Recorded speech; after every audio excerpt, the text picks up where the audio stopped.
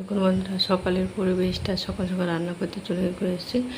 আজকে সিম্পল রান্না, বেশি কিছু রান্না করব না। এই যে ভোলা মাছ নিয়ে নিয়েছি, এই যে লবণ মেখে দিয়ে গেছিলাম, কতটা জল বেড়ে গেছে। ভোলা মাছ ঝাল রান্না করব, তাহলে পুরো ভিডিওটা দেখার অনুরোধ থাকলো।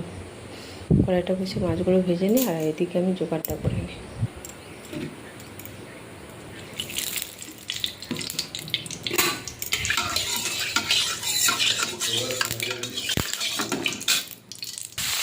মাছগুলো সব ভেজে নেব।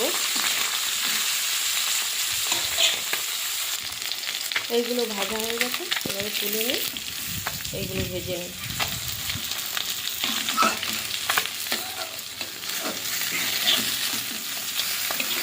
লাল লাল করে ভেজে নিই।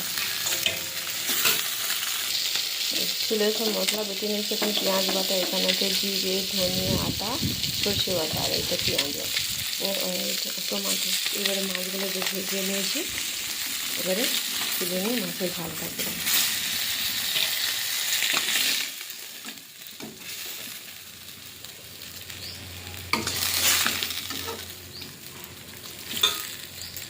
কড়াইতে তেল দিয়ে দেবো, পেঁয়াজ বাটাটা দিয়ে দেবো, পেঁয়াজ তেলে ভাজা ভাজা করে দেবো।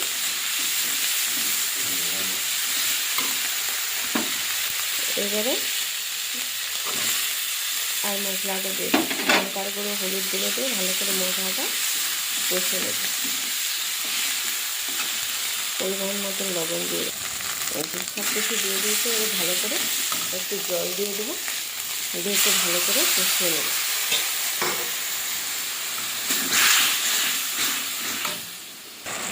মশলাটা যে কষে নিয়েছে, যে ভালোভাবে তেল ছেড়ে গেছে, এবারে জল দিয়ে দেবো। ঢাকা দিয়ে দিয়ে ঝোলটা ফুটে উঠলে মাছগুলো দিয়ে দেবো। ঝোলটা ফুটে উঠেছে, এবারে মাছগুলো দিয়ে দেবো।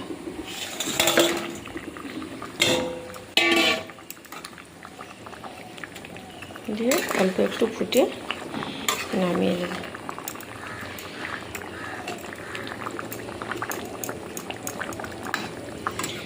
আবার আপনাদের দাদা ভাই যে বাগান থেকে ঢ্যাঁড়স তুলে এনেছে, এই যে এই ঢ্যাঁড়সগুলো বাগানে এখন তুলে এনেছে।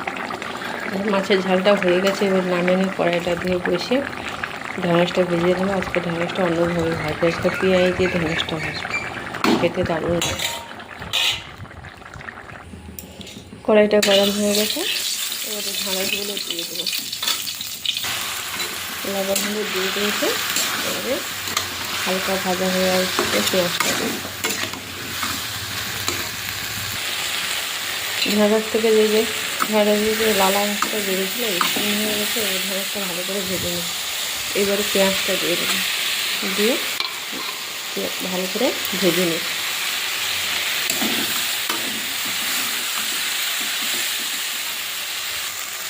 পেঁয়াজ দিয়ে ঢ্যাঁড়সটা ভেজে নিয়েছি, এবার নামিয়ে নিয়ে